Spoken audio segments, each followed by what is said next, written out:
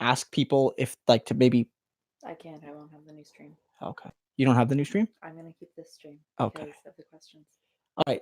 Sorry about that, guys. That was really weird. My internet went out, but just for a brief second. And it said we were trying to reconnect us, but it was unstable. So the internet was fine and it wasn't slow or anything, but it did disconnect us. So we're just going to give it a couple seconds. Brianna has some of the questions from the last stream. For viewer reasons, if you're watching this on demand, the other one it's the same title, but it doesn't have the part 2 on it. And you can just jump over to this one. If you're seeing this one first, go back and watch the first half. Both of them will be up for on demand, but it's the continuation of the same stream. Okay, Lisa says we're good to go. Drew says it was the PPC trolls. They brought the stream down. Yeah, we were hacked. Well, I mean, I don't know if that happened. Hopefully not. Hopefully they wouldn't do such a thing. Hopefully the party of such venerable free speech would not attack, somebody in that way. But we can only hope. So we're just gonna give people a couple. We're gonna give people, because we already got 20 people over here. Yeah. Is the Rocket Reindeer there? Because his question is next. I just want to make sure that he's there before we read it. Yeah. I don't know if you guys lost connection, because Brianna and I lost internet here, and it seems like the chat was still going on. If anybody is still in the other stream, maybe drop a link there, let people know that we're over on this one. That would be really helpful, because Brianna is looking at that one. Do you want to say that we've moved over to the other stream? Are you on that first one? Yeah. Okay, good. Okay, Rocket Reindeer's here. Okay. Yeah, if you guys want to share this, if you want to share this one, I haven't shared this new one yet to Facebook, but the Okay. Yes, so please share it to Facebook, guys. Okay, and Rocket Reindeer's question is could you please talk about Michael Chong's Reform Act? It seems to have a lot of liberating potential for our democracy, but no parties use it and no one talks about it. Yeah, for those who don't know, and I'm not like a super expert on this, but Michael Chong is a conservative figure. He ran for the leadership, and he is seen as somebody who's a conservative moderate. And one of the things that he's championed more than most MPs in any party has been trying to find ways to give more freedoms to individual MPs in relation to their caucus leaders, in relation to their party leaders. And so he's found some ways to sort of guarantee more powers to those figures. Now, it's very hard to codify those rules, because that would maybe require some constitutional changes. And so, one of the things he suggested is that parties individually sort of agree to do these things, that parties try to work and making their internal structures more democratic, giving more voice to their members. I generally think there's some good ideas there. I'm always wary, because like with the Green Party, it's like the Green Party couldn't promise me or anybody that they wouldn't allow anti-choice voices in their caucus. They couldn't promise that, because they said it would remove the freedom from individual MPs. But that's not good enough for me. I need to know you'll take actions on some issues against your MPs. That's my view. So I do think there's a role for caucus discipline. But does it go too far in terms of the freedom of MPs? I could say that at least sometimes it does. I think why it hasn't been adopted, at least yet, is that you're sort of at a disadvantage if you adopt it and nobody else does. Because let's say the NDP adopts it and their members become more outspoken. It becomes way harder to centralize and streamline your message. And the other parties are already on that full caucus discipline. And so any one or two parties doing it puts them at a disadvantage relative to the rest. So it almost seems to me like you need all the parties to at the same time agree to it. It's sort of like nuclear de-escalation. Like the US and the Soviets had to sort of agree to a program. Otherwise, you being the one to do it put you at a disadvantage relative to the other person if they were going to keep all their nuclear arms. And so here, I think that's what we need to happen again. Okay, Rocket Ranger says, I thought the idea was to fire people like Harper and Trudeau, instead of cowing to them. Sorry, it's far away. I can't read it. I mean, I think the general idea was that It was to give more freedom to individual MPs. That the current structure of how things work within Canadian parliamentary democracy is that the party leadership, whether it's the formal leader or the key caucus members or the staffers, like the unelected staff of the parties, have too much power, and the individual MPs, the backbenchers, don't have enough power. And so Chong wanted procedures done to give more meaningful power to those people who don't have those key roles. And it's very hard to do that because the leadership in all the parties is very wary of giving up their power, whether it's for selfish reasons or whether because they honestly believe the current structure is the best way of doing things. Okay, so from the old stream, Lisa Hildebrand says, my homeschooled daughter, 14, has chosen Tommy Douglas's Mouseland speech as one of the world's greatest speeches for an essay. What books can you recommend for her read Mouseland and Tommy Douglas? Well, that's a great one. I mean, in terms of Mouseland specifically, I mean, there's all the artistic interpretations of it. So looking at how people have portrayed it over the years, the cartoons about it is a good way of doing it. I think the Saskatchewan NDP has put out a little cartoon book. You might look if you can get a copy of that. There was also the one done by the UFCW. There's an older version from the 80s or 90s where Kiefer Sutherland gives a bit of an intro. And then there was just a new one put out like last year, maybe the year before, by the Douglas Coldwell Foundation, which is done with like little puppets. And it's a great look. And you could look at how he's portrayed in that. In terms of books on Douglas, I got some books here on Douglas. There's a biography by MacLeod and MacLeod. I think it's a father-son pair. That's really good. There's also something called Memoirs of a Socialist. And it's Tommy Douglas sitting down for like a long interview. It's not really a book. It's like a long interview process where Tommy speaks to an interviewer about socialism and his ideology and his vision for Canada, his experiences growing up. What are other good books? Maybe you can message Lisa the titles and stuff like that. Yeah. And so there's a lot of good biographies on Douglas that you should certainly check out. General histories of the NDP are good ones too, especially because he played a role federally and provincially. But yeah, checking out that I think it's called Road to Jerusalem by MacLeod and MacLeod is a decent biography on Tommy Douglas that you could check out. That wouldn't be a bad look. Okay, A's is here. A's says, now that we're in a new government, can you give us a quick summary on Trudeau's government from 2015 to 2019? What are some of the worst things he did? What are some of the best things? Well, I mean, there wasn't a whole lot of highlights for me, if I'm being honest. There were some good things. The census being re-implemented was good. Marijuana legalization, despite the fact that Trudeau bungled it, both by not immediately decriminalizing it, which meant that for 4 years or 3 years, Indigenous and racialized youth and poor youth continued to be criminalized for something that Justin Trudeau admitted to doing but never faced consequences for. That was good that he eventually did legalize it and decriminalize it. It's good. What else was good? I mean, the child care tax benefit is a good thing. I don't think it should have been done to the exclusion of a national pharmacare program, but there has been some evidence to suggest that that program has helped low-income people and has reduced child poverty, which is a good thing. And it's something that the NDP could probably support. We'd probably do that and universal child care, but that's important to note. Beyond that, I mean, there's been mostly disappointments. Continuing the Saudi arms deal, that wasn't a done deal. Trudeau did that. The export permits were signed by Stéphane Dion, not by any conservative.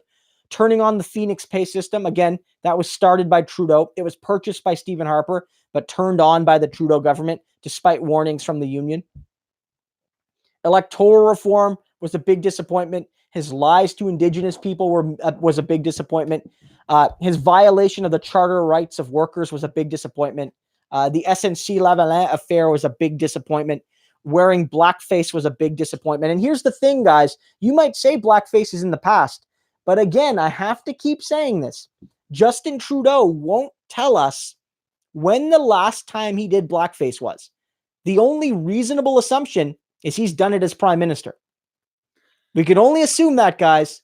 Right? Why won't Justin Trudeau say the last time I did it was in 2001, that picture we got, or I did it in 2003 at a similar event, but to my knowledge, there's no footage. He's not saying it because the actual answer is embarrassing as hell. So like maybe he did blackface as prime minister, in which case that would be pretty disappointing to me. So there's a whole bunch of things. The majority of Trudeau's tenure has been very disappointing to me. A middle-class tax cut that didn't benefit the bottom 75% of income tax filers. That was disappointing. Allowing companies like Scheer's and Stelco to steal pensions and benefits of retired workers, despite the fact that Scott Duvall from Hamilton Mountain has been offering legislation to stop that loophole for years now. That was a disappointment. Whole bunch of disappointments for me. Most of the government was a disappointment. Okay. Drew M says, do you think Heather McPherson should be appointed as a special advisor to the PM for Prairie Relations? I mean, that's an interesting question. I think that in terms of how you provide that representation for the prairies in cabinet or something is a crucial one. The options are you don't provide anything. You don't give them a spot. That's an option. And the Tories can whine about it, and the prairies can whine about it, but that's the price they pay for uniformly voting for one party, and that's that. But that's not going to happen, and that probably would be unfair. Another option is you appoint senators. You appoint a couple senators, maybe one from Alberta and one from Saskatchewan, and you give them relatively unimportant cabinet roles that have some kind of meaning in that region. So one historical example that I've noted, I think, on the stream and in some other places is that in 1980, Pierre Trudeau did not win a single seat in the prairies, and I believe didn't even win one in British Columbia. And so yet won a majority because he won Quebec and Ontario so overwhelmingly, the rest didn't matter, right? And so he appointed Hazen Argue from Saskatchewan, I believe, who's a senator, to the Wheat Board, which again used to be owned by the Canadians before it was privatized by Harper. And so he made the Wheat Board chairman, which was a cabinet position, a senator. And because it was a relatively minor role, so people didn't have to worry that an unelected person was Minister of Finance or anything like that. But it was important enough to the people of that region that they now had a voice in cabinet on an issue that mattered to them regionally. So finding some kind of role for a Western person matters. Now, whether that's Heather McPherson or not, that's an interesting question. The way you could do it is you could get a floor crosser. Could he get Edmonton Strathcona and NDP MP, or could he get a conservative to cross the floor, join his party, and then name them in cabinet? That could happen. Or could he name somebody from another party and not even expect them to cross the floor? Possible, very unlikely. There's even rumors that he might want to appoint a mayor to sit in the cabinet. The cabinet people don't actually have to be parliamentarians. They don't have to be House of Commons people or senators or elected in any way, at least not technically. But of course, there's historical convention you'd go against there. So I think the most likely option right now is that he appoints a senator. That's my view.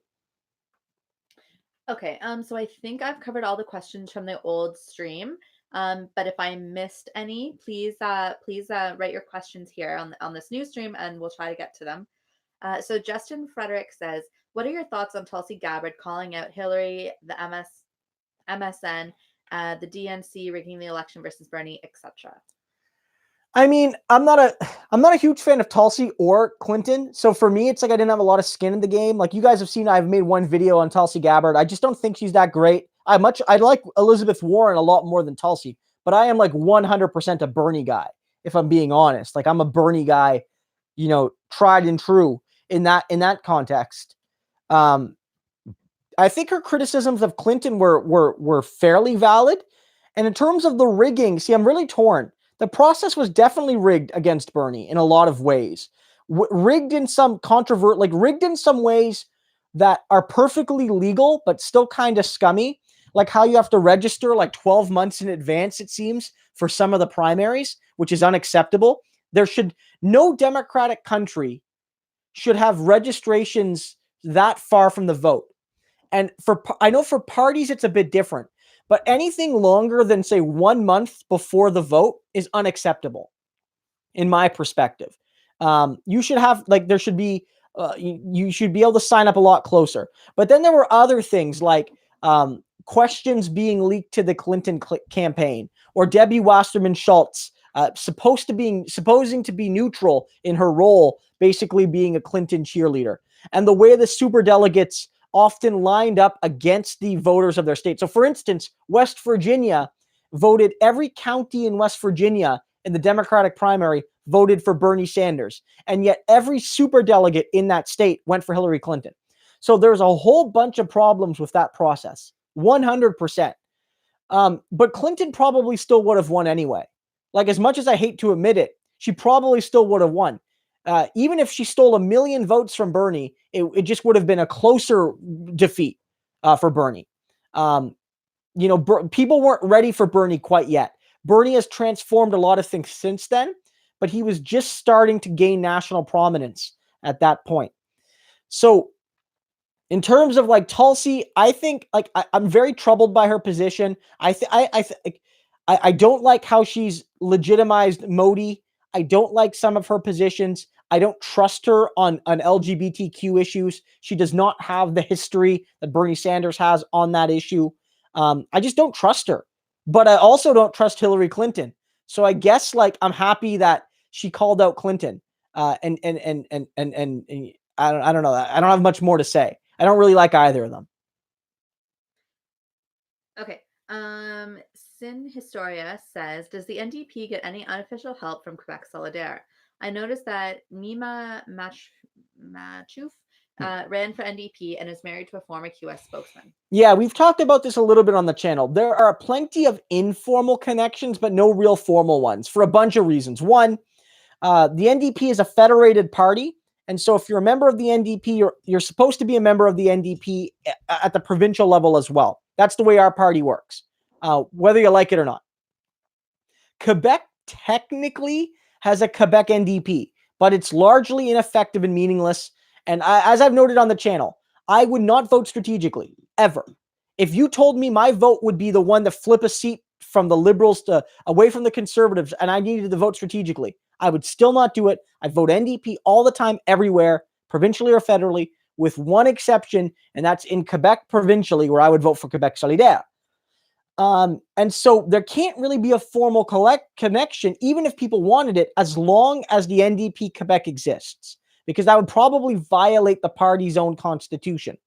There's also the political realities.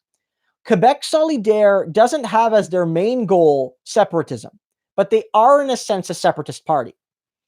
And so the NDP can't build a formal alliance with a separatist party, and Quebec Solidaire likely can't build a formal alliance with a federalist party. And so for a whole bunch of these reasons, there can't really be a formal alliance. But if you look at activist bases, they do share a lot of similarities, and they do travel in similar circles. And as you know, one of the examples is that the former leader of Quebec Solidaire, his wife ran for the NDP in this election. And so that's not a coincidence. There are ideological links between those two parties, and they both use orange as a color. And I think that's probably the most important factor. Yeah. The most important factor is the color. Yeah. Okay. Let's see here. I just want to make sure we don't miss anyone. Okay, Aidan Blum says, with the next major election being the Saskatchewan provincial election in 2020, what's the path to victory for Sask NDP? Yeah, it's going to be a tricky one. Right now, the polling is good for Scott Moe and the Conservatives. Scott Moe is he the most popular premier in Canada? Well, I don't know how. He looks like Hank Hill, but without any of the good qualities Hank Hill has. But he's Legault, I think, is maybe more popular. But Moe is very popular, even though, and Melly's a good leader, but it's going to be a tricky one. Again, the victory for the NDP in those Western provinces is sweep the cities. You got to get Regina and Saskatoon. You got to lock those cities up. If you can do that, you're in a good position. And for them, it's about trying to find a balance between what is very clearly support for energy and pipelines in those provinces and, the people wanting good healthcare and things like that. It's going to be tough. Melly has been far better at balancing that than Rachel Notley, I feel. He hasn't alienated the federal party to the same degree, but it's going to be tricky for that. And what often happens in Saskatchewan is governments change rarely. They often go through long stretches. Like there'll be like a long Sask party government. And then but before that, there was a long NDP government in that province, like a very long one. And so it might well be the case that people aren't ready to make a switch yet, but might be ready the next election after that. It really depends. For Alberta, for instance, in Manitoba, like Wab Canoe and moved in the right direction. He won some seats back, took the party status away from the Liberals, stopped the Greens from winning a seat. All good things, but we have to remember that the NDP was in power for 20 years almost in Manitoba, and they've only been out of power for a few years. So people might not be ready to switch back just yet. Okay, question from Omar. Omar's here tonight. Thank you, Omar. Thanks for coming by. Do you think we could see more anti-neoliberal protests around the globe with successes in Lebanon and with Chile and Iraq out in the streets? I think so. I think you could see that. And I think you could see those things being combined with climate protests, that people are going to make the connection between climate justice and economic justice and social justice and justice for racialized people and Indigenous people. You're seeing some of that. And I think that's only going to increase. And so I'm hopeful you see more of that. You're certainly going to see more of that if recession happens, in Western countries, in Canada, the United States, Britain. So far, it does seem to be coming more from the developing world, but that's not to say that the protests here can't take on a more economically and socially explicit language, whereas now, so far at least, they've been mostly focused on climate, kind of purely climate. I could see that transforming because those young people generally have progressive values on other issues as well, and so they're all out for climate justice. But a lot of them, are going to want social programs and better wages and free education or cheaper education. And I think that's a great opportunity for the left here in Canada and abroad. I just want to say thanks, guys, for coming by again. The stream is doing pretty healthy for a post-election one. And I'm very grateful you guys all stuck around after the technical difficulty. It's always really hard to kind of start it up again. So I really appreciate it. Okay. Zachary says, do you think that the Greens are too focused on means like the quorum and philosophical wins rather than policy ends, like how the Dems in the States continue to capitulate to the GOP? I mean, with the Greens, I think it's really hard for them because they don't have a lot of seats. It's hard to say what kind of effect they could have anyway. I mean, I think that they certainly do. Like the Greens talk about policy. Like the Greens are not lacking in policy goals. Whether or not we agree with them, the Greens have policy, especially on environmental issues and then other issues. It just so happens that a lot of times their policies are bad. Like they have a basic income and philosophically we can debate basic income. I support a form of basic income, but the kind the Greens want, they basically said they're going to cut disability payments while building a basic income. That's awful. A basic income should not be financed on the back of the most vulnerable, right? That's not how this works. The Greens are let's let criminals provide water to Indigenous people. That's going to go great. And so the Greens have plenty of ideas. It's just that their ideas aren't that good. They're not that good. I don't know if there's a comparison there between the DNC and the Greens. I don't know if that exists, but I think that's the biggest fundamental issue for the Greens is one, first past the post is very unfair to the Greens. Like them or not, they get screwed more than any other party by first past the post, even more than we do in the NDP. And two, their policies just really aren't that good.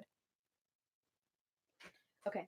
Social Injustice says, do the Greens have any possible leadership candidates to replace May? And they don't say this, but I'm saying Jody Wilson-Raybould, since, Yeah. Well, Brianna said Jody Wilson-Raybould. Here's what I think. I think you have to look at who, like, you want to look at people with some kind of profile in elected politics to be likely candidates.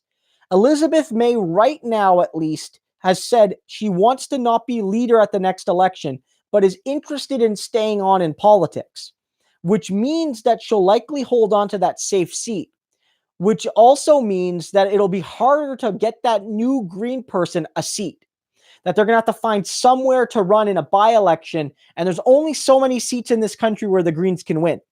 And so you might say, is it one of the two people right now? The new candidate who won in Fredericton, or Manley who won in who also holds a seat on the BC coastline?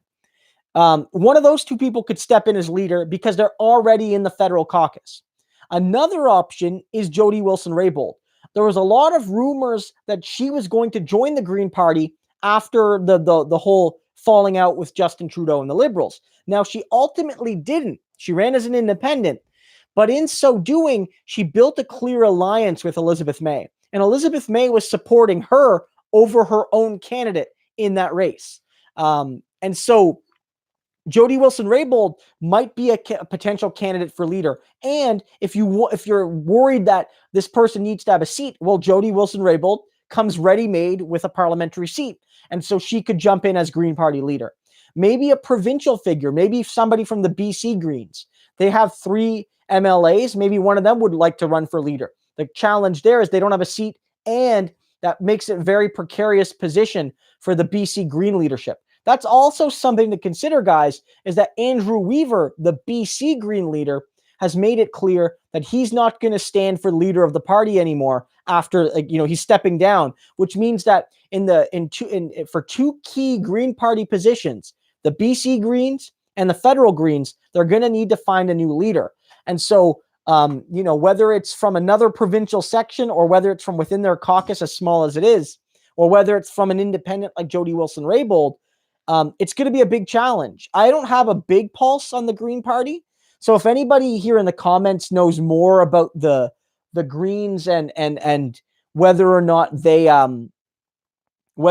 there's somebody who's really got the inside track to be the successor, let me know. Maybe Brianna can let us know. We could talk a bit about it.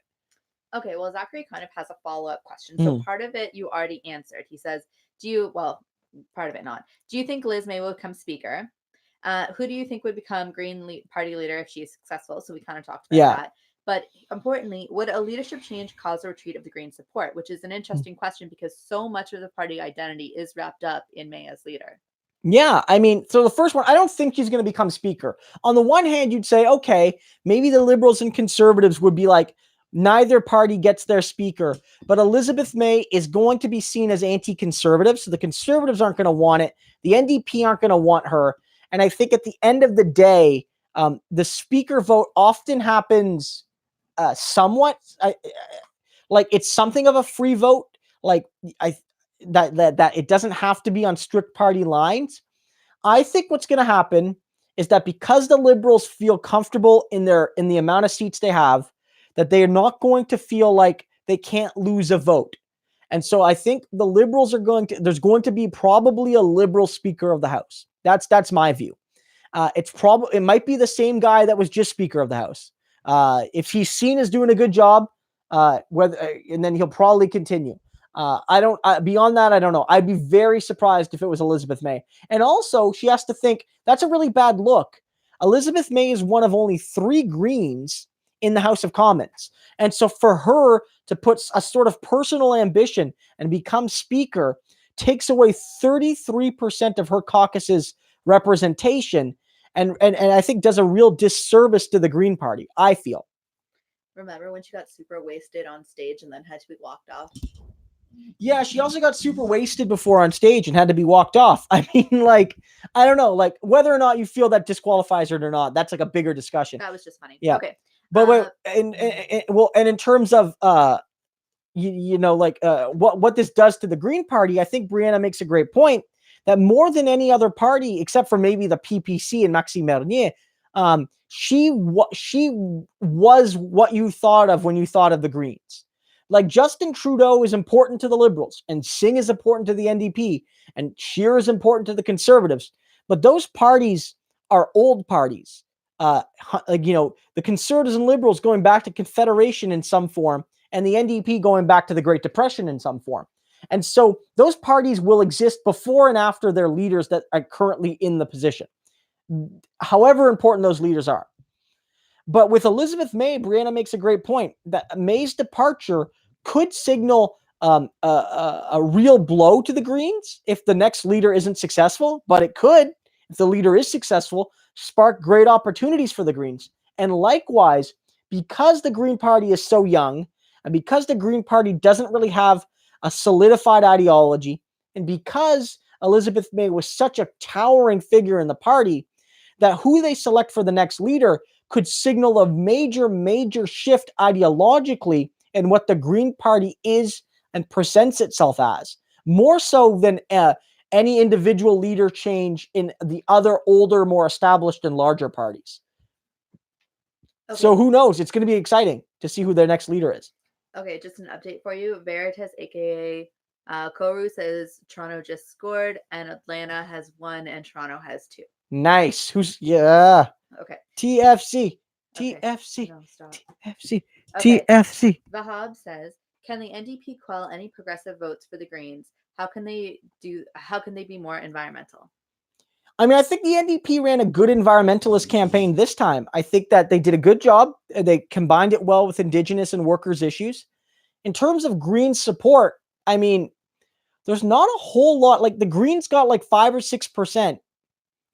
And if the polls are to be believed, those 5 or 6% of people have the NDP as their second choice. But I don't know, like, I don't know how accessible those core Green voters are. Like, I think that 4 or 5 or 6% of Greens, I think those people are Greens and like dedicated Greens. And so the question is, how do you win over Liberals? As I think the far more important question.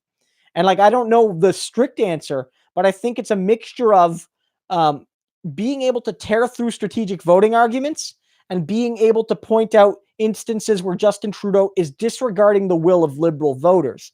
Those are crucial factors. In terms of the Greens, it's like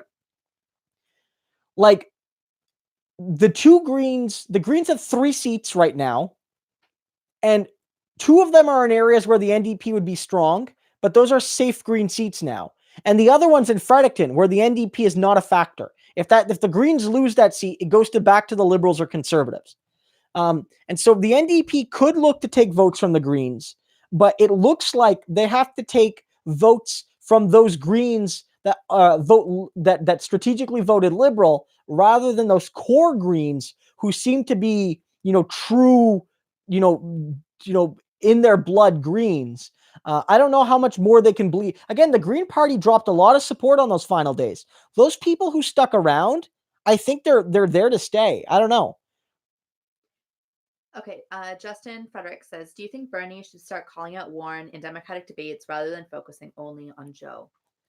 It's an interesting question. I think Bernie, honestly, he knows there's big differences between him and Warren, but Bernie is like, he and Liz are friends. Bernie and Liz are pals. They don't agree on everything, but like, they are 2 of the most progressive senators and 2 of the most progressive political figures in their country.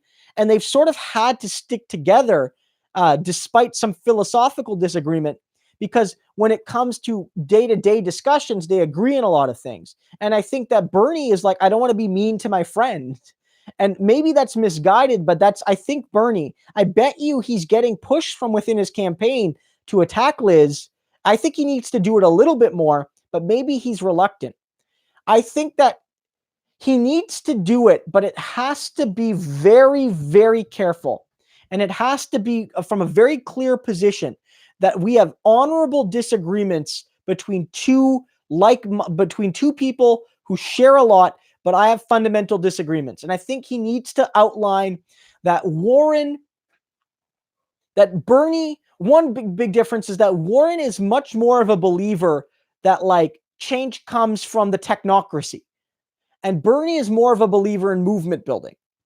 And so if you believe in movement building, Bernie Sanders is a better pick than Warren, even if on some of the policies, they might have some similarities. I think Bernie also has to note that he's much clearer on Medicare for all. And Elizabeth Warren has not been as clear as she should be on her support for Medicare for all.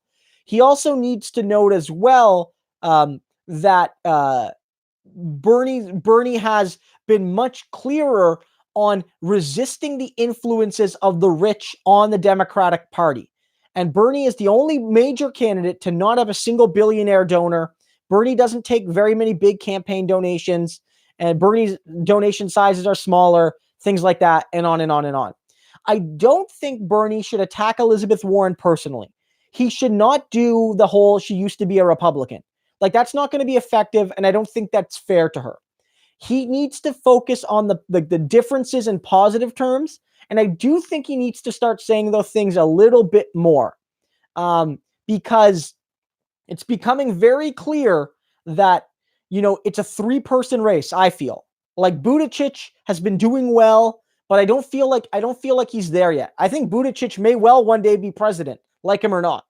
He's very young and he's clearly a gifted politician, but he's not there yet. He needs more time. He maybe needs to win a congressional seat or a statewide seat or something like that to demonstrate that he's ready. Maybe he'll be a VP pick for somebody. I used to not like that. No, I'm not a big fan of Buttigieg either, guys, but I'm saying. But look, it's clearly a three-person race. It's clearly going to be Warren, Sanders, or Biden. Those three people in most polls have more than half of all support, right? Those three people are going to, one of those people probably going to be the nominee. And so I think Bernie and Liz need to realize that before the votes start counting, one of them sort of needs to start pulling away from the other to start eating up on to start catching up to Biden. Because I think that they have to start attacking each other a little bit more respectfully, and attack each other very differently than they attack other people. But you might need to see that happening. And I think that Bernie needs to start doing that with Warren on the very legitimate differences that exist between them. Okay, Baham says, do you know much about Saron Galbraith's case and the Parkdale High Park nomination? Yes, Saron Gabriel Selassie. I mean, I don't know a whole lot about that, guys. Look, I'm an NDP guy. So you might say, oh, he's just trying to cover for the party. I have no real conception about what's happening or not happening in Parkdale High Park. The basic story is there was a hotly contested nomination there, and one of the candidates signed up a bunch of new members who were allegedly turned away at the nomination, and that it was and the person who ended up winning was seen, fairly or not, as like the establishment quote unquote pick, and that the person whose supporters were signed up, new supporters were signed up, was seen as a sort of uncontrollable challenger, like an outside insurgent challenger, and that the party rigged the contest against them by denying those people. I can neither confirm or deny any of that happened because I was not there and I don't have any sense of the ground. You'll have to make your own decision on this one. And so beyond that, I don't want to comment because I don't know. But yeah, there's it is a contentious issue with Parkdale High Park about how that nomination contest went down, but I can't take a position. Okay, this comment question is from Amy Ames. Thanks for joining us, Amy. Thank you, Amy. They say, I left a comment the other day in response to you saying that you wouldn't discount possibly running for office one day. My opinion was, with your skill set, you'd be much better in an advisory role / an important council position somewhere. I think the NDP overall would benefit a lot from the insight you and many others could provide. What are your thoughts on this? Can I just say I agree? No. Okay. So yeah, I mean, well, thank you so much. I mean, I don't even know if you seem to be more confident in me than I am in me. So thank you. I mean, I would agree that I don't know if running for office would be for me. There's it's a very difficult thing. I don't know if I'm up to the task. I don't know if I have the ability to stay on message, as it would, not even in a negative way, like the party would control me, but even just to my own discipline. I feel like I'm too much of a free talker. I also feel that the skill sets of that one-on-one working a room skill set, which is vital, I don't have. I am super super awkward in person. You guys, if you ever meet me, you'll see it. But I'm very comfortable talking on camera, and I'm very comfortable talking in a lecture hall, like whether I'm lecturing as an academic or giving a speech of some kind, but not in those one-on-one situations. Yeah, I mean, in terms of playing a behind-the-scenes role or a role adjacent to something, yeah, I'd be happy to do that. And in this election, I'd like to think that in an informal way, my YouTube channel played a role in helping to proliferate NDP ideas, helping to spread some positive news about a party that I don't feel gets enough positive news. And in some of my media work in traditional media, I like to feel that I was something of a key voice for the NDP in that way. So if that's my role to play, then so be it. I haven't ruled out ever running for office, but it's not something I'm considering right now. Okay, Travis Trainer says, do you see Energy East pipeline as a good idea if somehow Quebec says yes, economically and environmentally? Or is it just a pipe dream? Is there a market? Is it worth it? Pipe dream.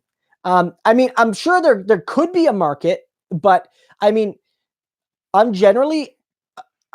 think we need to find ways of investing in clean energy. And I understand the whole debate. It's like, well, railways are more dangerous than pipelines, et cetera, et cetera. But I feel that like the pipeline infrastructure, when you build pipelines, you're indicating like this will be used for tar sands, whereas railways can be used for other things at least. So I don't always buy that one-to-one connection. I don't think like it's hard because I don't want to do too much of hypotheticals. Quebec is not for it. And so I think one of the arguments even, and I never bought it. I never bought the mythology of a liberal, of a conservative bloc coalition. But one of the arguments was, well, like how would the bloc and the conservatives build a coalition? And one of the arguments was, well, the conservatives wanted to maybe build Energy East, but in a minority, they would basically sacrifice Energy East to make Quebec happy, to get bloc support, and then focus all their attention on building Western pipelines through the US and or to the Pacific coast, and that make that their focus. And so I think that Quebec being represented, the population being so anti-pipeline, and the bloc specifically having such a key role in this parliament and being anti-pipeline, I just think Energy East is done. I don't see it happening. I don't see it happening. It's politically unpalatable. The further east you go, the more there is opposition to pipelines, and so I just don't see it. I think like like Trans Mountain, whether we like it or not, is very likely getting done. But Eastern pipelines are much harder sells politically.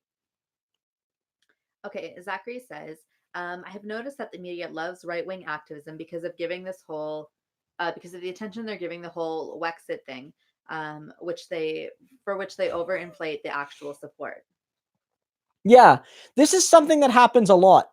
The PPC got way more attention than the polling indicated. And I get it. Bernier was a major figure. He was a member of parliament, and he was within less than 1% of becoming conservative leader. So I get why they got more attention than the average fringe party. But the amount of attention they got was totally in excess of what they deserved. In some cases, it's almost like they got more attention than the Greens sometimes, which is totally unfair to the Green Party, which had, had seats elected under them and had way more consistent support nationally. And a big example, you guys remember United We Roll? The ostensibly we're here to defend oil and pipeline jobs, but really it was like a white nationalist front, if we're being honest. And that got so much attention for so goddamn long. And what was it? Like 200 people showed up in Ottawa? Like 200 people? And it got like national wall-to-wall news coverage, print, online, digital, TV. United We Roll, just down your throat, whether you like it or not. That got more coverage than literally like hundreds and hundreds and hundreds of thousands of people in Montreal alone going on climate strike. The United We Roll thing got more attention. 200 people got more attention than 200,000 people. And so it's very clear that our mainstream media gives greater coverage and tries to polish up the coverage of far-right sources in this country. There's no denying it. Because they bent over backwards to make the United We Roll people not look like the racists that a lot of them ended up being. Okay, Dan Corbyn says, what does everyone think about Twitter banning all political advertisements going forward Mm. ahead of the election in the States 2020? I mean, I need to read a little bit more into this. I just saw this just before the stream. On the face of it, guys, it seems like it's a good idea.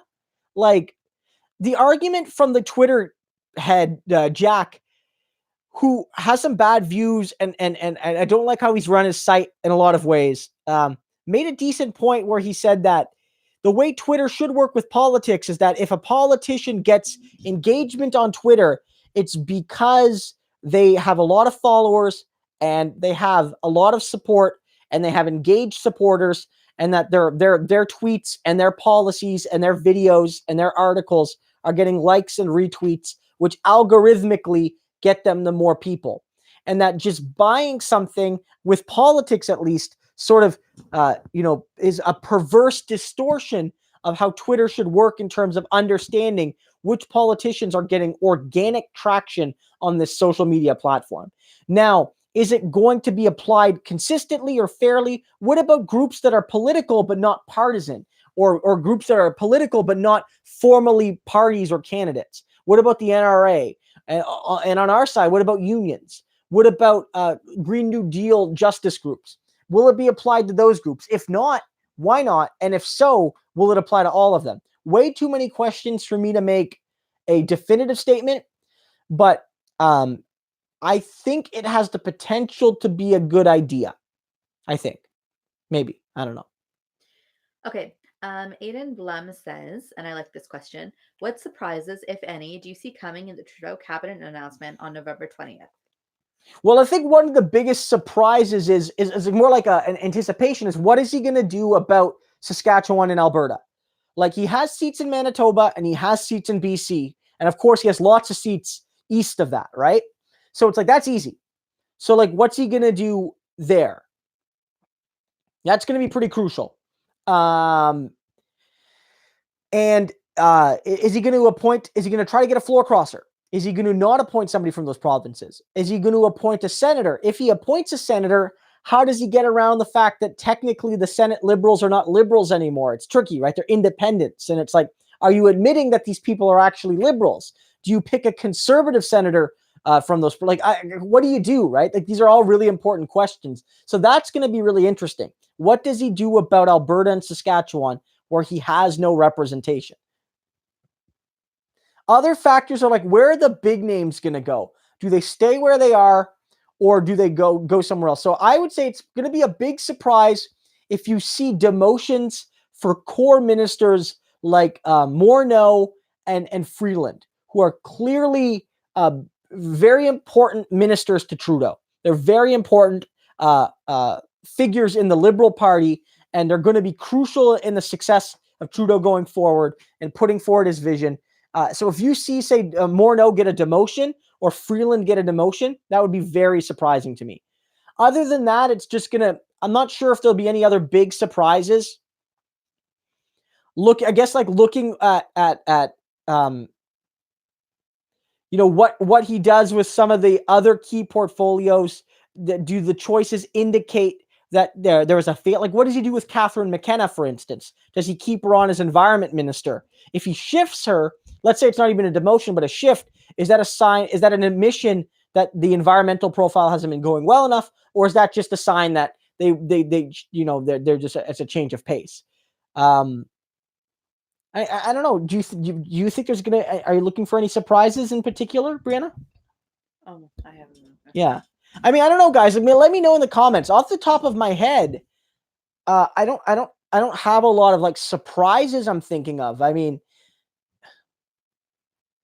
yeah, like I don't know. I can't really think of many beyond that. Okay.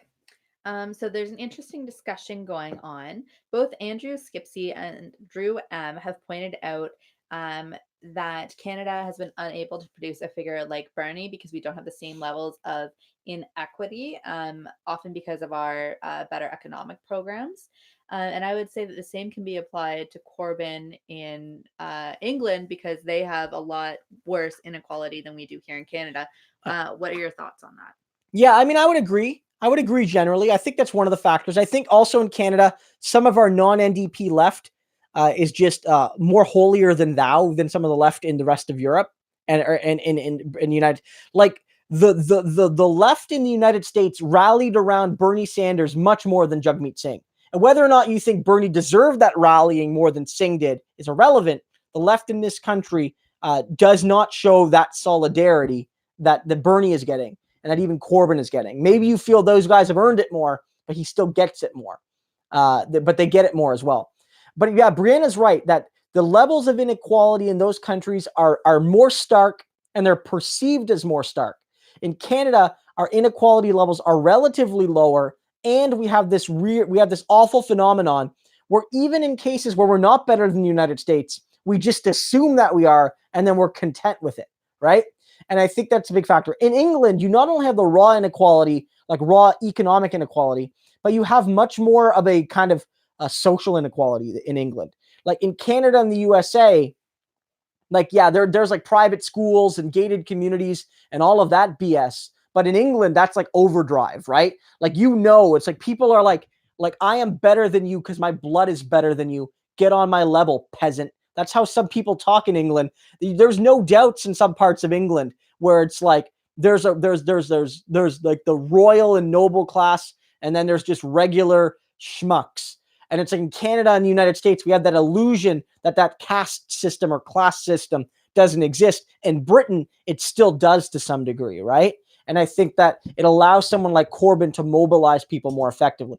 But I will, to be fair, and say that, under the Mulcair years, at least, we had a leader that wasn't as bold as Corbyn or Sanders. And even Singh, in some ways, could be bolder. And so it is fair to note that, yes, the nature of our system, the fact that we do have a Liberal Party that exists in a way no other Liberal Party does in the British Commonwealth, and also the reality that our 2008 crash was not nearly as bad as the one in Britain and the United States, means that there's less room for us to maneuver on the left, right? Like the Liberals portray themselves as the left, and we know it's BS, but the average Canadian believes it. It makes it much harder. There's nobody for Singh to portray himself as a credible alternative on the left if people believe they already have a left-wing prime minister. Okay. Zachary says, do you think if Corbyn wins in the general, it will signal a global leftist shift in politics similar to the FDR New Deal? I mean, I hope. Yeah, FDR New Deal. Yeah. Okay. I mean, I hope so. God, that'd be fantastic. I think a Corbyn win would be massive. Because compared to Singh and Sanders, he's clearly the most left-wing leader in the Anglosphere right now. He's clearly the most left-leaning. His policies are more ambitious than what you're seeing from Singh or Sanders. His rhetoric is more ambitious. He himself is more radical. Like that guy is a socialist, right? And I love Corbyn. And I think like he is ready to transform Britain. And so let's hope he gets power. And I do think he will embolden people. And if Corbyn can win on that radical left-wing platform, then the relatively moderate platforms of Singh and of Sanders will hopefully gain even more credibility.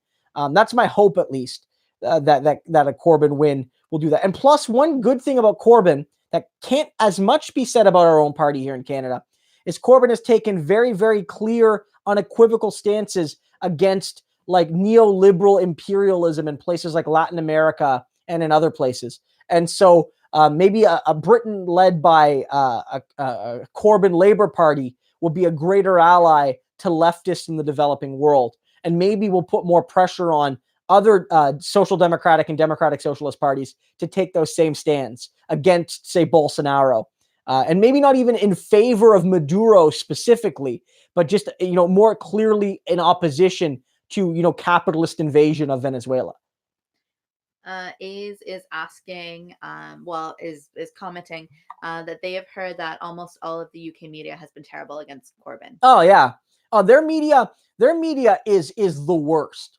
Their media, like, I'm trying to think of a worst media, like, in a country that I have any familiarity with. I'm sure that like there's some countries that have very systemic press freedom issues.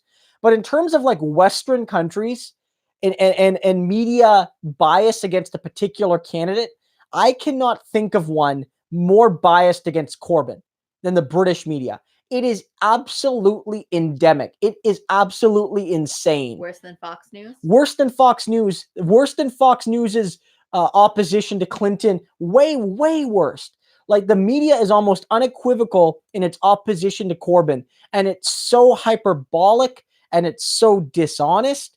Like, they are really scared, like, just to death that Jeremy Corbyn might win and like start building a socialist, Britain. They really are terrified. And to be fair, their media is also like this again, like even against Miliband, who was not a hyper left winger, but was, like certainly not he was to the left of Blair, let's say.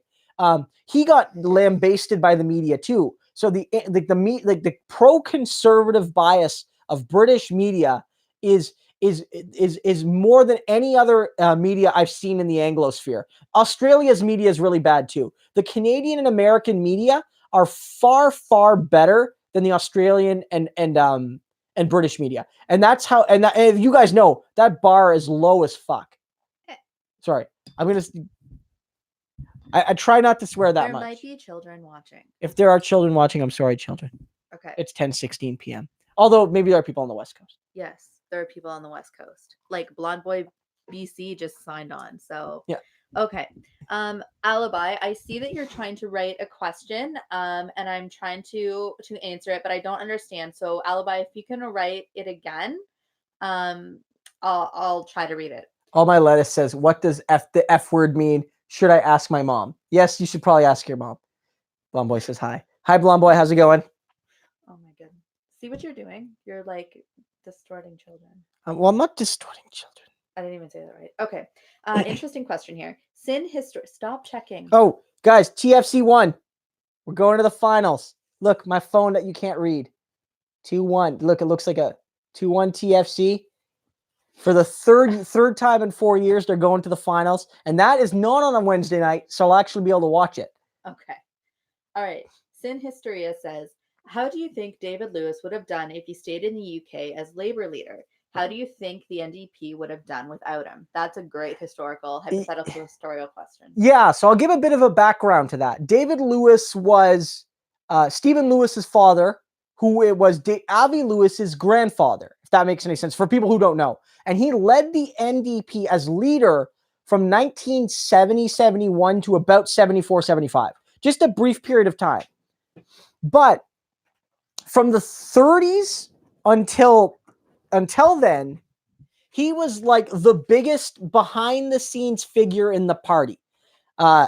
He was the party secretary. He played an essential role in building formal alliances between the CCF and Labour and between the NDP and Labour when the transition happened.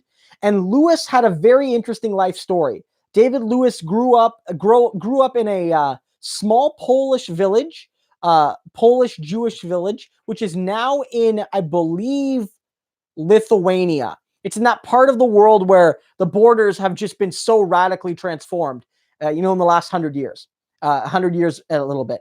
And no more Jews live there because most of them died in the Holocaust or left, before that. And Lewis's family was nearly killed by both Polish far-right nationalists and Soviet communists, both of whom did not trust the Lewis family because the Soviets didn't trust Lewis's father because he was a part of the Jewish Bund, which was a different kind of socialism, and the Polish nationalists didn't trust him because he was a Jew and a socialist. And so they eventually came to Canada. Lewis came to Canada, spoke not a word of English, and he came at like 9 or something. The village was so poor that there was no picture of David Lewis. David Lewis was asked in a letter I have in my archival files by a supporter, Mr. Lewis, do you have a picture of you when you're young? I'd love to see it. And he said, no picture of me exists from before my time. Nobody in my village had a camera, right? And Lewis was like born in the early 1900s. He's not that old, but the village was very poor. Came to Canada, no formal education, no speaking English, would win the Rhodes Scholarship, would go to Britain, and would become a major player in the Labour Party at the university level at Oxford, and would lead the debate club there. And it was felt, it was the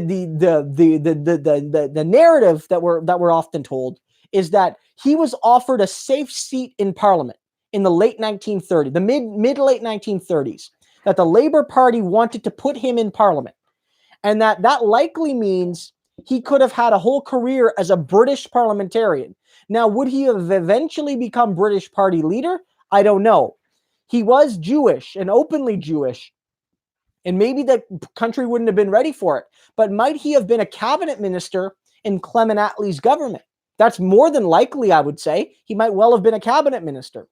And like, I wonder, the CCF NDP without him would have really struggled. He was vital in building those labor ties. We sort of think of like the NDP labor ties as sort of always existing. And there was a lot of labor support for the NDP or for the CCF in those early days, but very little of it from formal unions. Steelworkers are the in 1942. But for the first 10 years, there was actually almost no unions that formally supported the NDP or the CCF. The Brotherhood of Railway Employees tried to do it, but the membership wasn't really up for it. None of the craft unions did, because they were all basically liberals or conservatives. The first local in the country was 1939.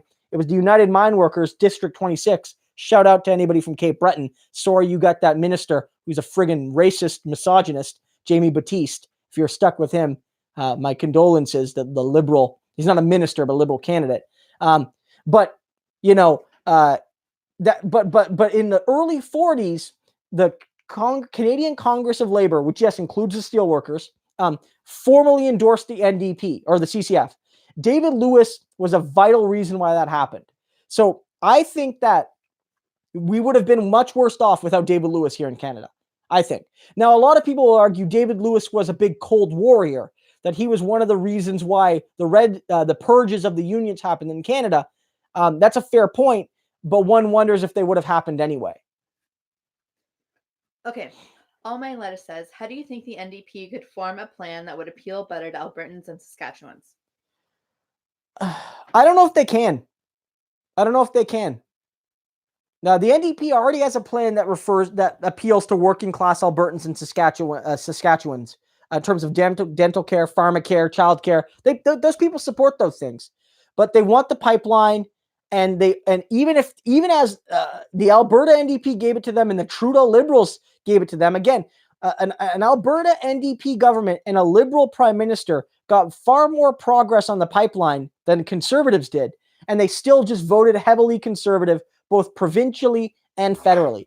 It tells me that they're locked in. And I think the NDP's energy would be absolutely wasted at appealing any more to Alberta. Saskatchewan, you could maybe re-win some of the seats in Saskatoon/Regina, maybe the northern seat in Saskatchewan. But like in terms of appeal to those provinces, not worth it. Again, I've talked about this on the stream. Until first past the post changes, and so Albertans and Saskatchewans need to realize that you guys are effectively trapped.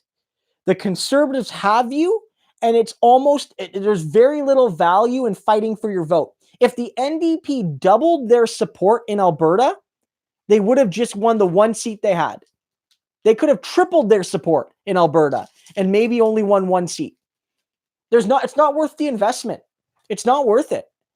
And like, I have to be honest too. It's like, if you guys keep supporting like ecocidal pipelines, like in Alberta, I'm not saying anybody individual here necessarily, but like, again, no one goes to people and it's like, look, Alabama really wants us to ban a woman's right to choose. What are we going to do to appeal to Alabamians? It's like, no, you tell Alabama to screw off because they don't matter. And Alberta right now just doesn't matter so much that the rest of the country should bend to their will.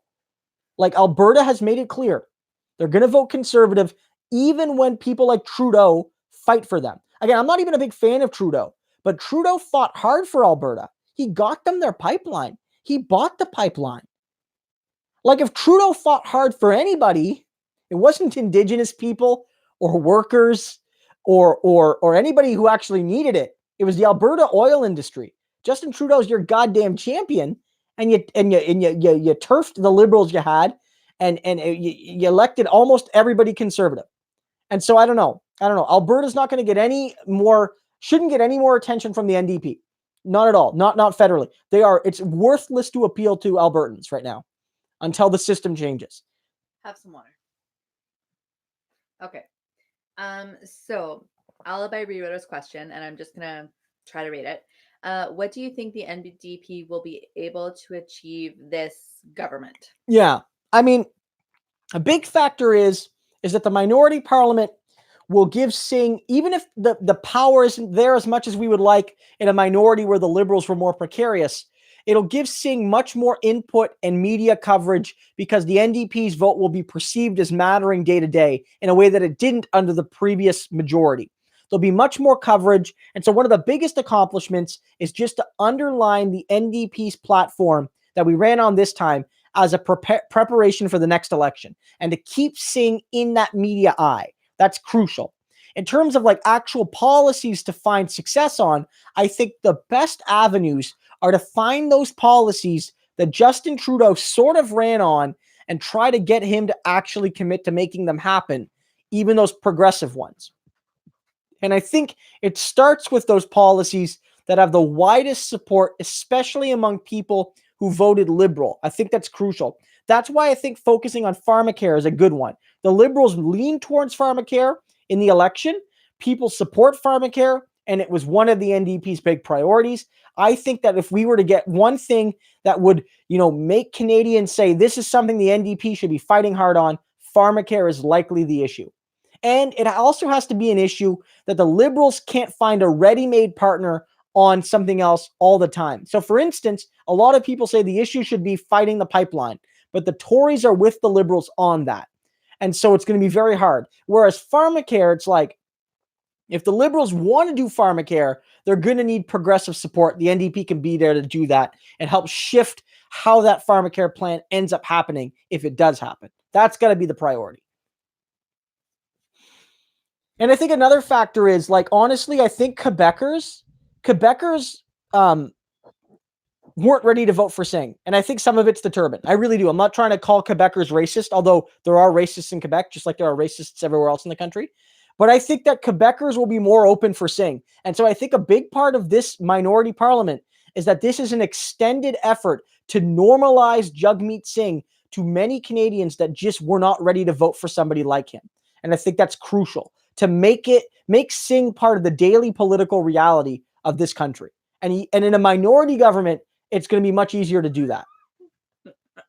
Okay. So Zachary had a hashtag Christo destroys children and hashtag Brianna destroys names. Fair? Same. Fair? Okay. Yeah. Accurate. Fine. Yep. Not wrong. Yep. Okay, Blonde Boy. Blonde Boy BC says, I asked this last week, not sure if you answered, but what is your take on strategic voting? Not a fan. I don't like it. Again, my standard message has been, you can vote however you want, for whoever you want to vote for, and you can arrive at that decision however you want. That is your right as a citizen. You can vote for the candidate you want, and you can vote for them because of strategy. AKA, I want to defeat a certain party, so I'm going to pick the person most likely to do that. Or you could vote on the person you find most attractive. And even as abhorrent as it is, you could vote for somebody or not vote for somebody because of their religion or race or gender or what have you. In this country, there is you do not have to have a quote unquote good reason to vote the way you want to vote. Simple as that. I just don't like the idea of strategic voting. I actually don't think it's as effective as people think it is. I don't think that many of the people who are strategic voters actually even understand how it works. And so for all of those reasons, I'm generally against the idea. And I would never do it. I would never do it personally. Even if I lived in a very, very low chance NDP riding and it was a close liberal conservative race, I wouldn't do it. It's just not me. Okay, Shane Barretto says, which books would you recommend that explain why the 2008 crisis didn't hit Canada as hard? I don't know if I have any off the top of my head. See, most of like the books I've read are I usually study history, right? And so I don't read a lot of contemporary scholarly research and stuff like that. I'm not sure off the top of my head. I don't know if I can provide a good recommendation. I'm trying to think of, I mean, the general argument is that that Canada's banking system had stricter regulations in certain ways that dulled some of the mortgage crisis issues. We didn't have the subprime lending crisis to the same degree. Canada did that 30-year mortgage rule, I think. We made it harder to get mortgages, which sucks, but then also makes it less likely that people will default. Although our banks did get a sort of bailout, it was just kind of more secretive and much smaller. But that was one of the reasons. Another reason is that if you have better social safety nets, even if they're inadequate as they are, if you have better social safety nets, when people do lose their job or do, take pay cuts or what have you, they don't become quite as destitute quite as quickly, which is better overall. And it's better not just for the people who suffer, but it's also better for, say, small businesses. If you're in a small town where a lot of people lose their job and everyone becomes destitute, then all the small businesses in those towns suffer as well. But if there's good social programs, at the very least, those businesses can stay afloat as well. And so it's like there's knock-on effects to social safety nets. But beyond, for a specific book, off the top of my head, I don't really have one. Okay. Alvin Carolus says, would Brexit, assuming that Corbyn wins, be his Achilles heel? I'm not sure. Corbyn has promised a people's vote. And I guess you could say that if the people's vote happens and they vote for Brexit again, then yeah, that could be major, major trouble for him because it'll divide his constituency. But I feel like if he wins, he gets a people's vote and the people vote for some kind of soft Brexit or they vote against Brexit altogether, he'll probably count that as a victory. A soft Brexit might be what British people actually want in terms of when people voted for Brexit. People did not vote for no deal Brexit. People did not vote for hard Brexit. What was promised to them was basically a soft Brexit, which was to be like part of the EU in terms of trade, but not free movement of labor. There were certain conditions there. I think that, Corbyn would be happy with a people's vote. And I think that, as long as there's not like a no deal Brexit type scenario, he'd probably be happy. But I'm not sure. I mean, the Brexit was the Achilles heel of the last two prime ministers, Cameron and May, and maybe Boris Johnson. So we'll see. It could be the Achilles heel of the next prime minister, no matter who it is, because it's such a complex and unwieldy issue. I'm just sorting through questions here. We have lots of great comments going on about Wexit and Western equalization payments. Pay attention to me. This is just like the rest of our lives. I know. I know. Sorry, we had a. I know. I'm watching it. Okay, but I just wanted to clear the feed because it was annoying to people. Okay. So did you hear me? Were you listening? No, I was clearing out some spam. Okay.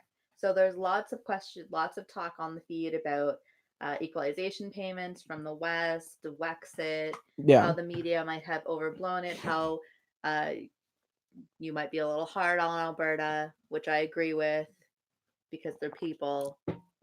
Anyway, do you want to talk a little bit about Wexit and what you think the support might be?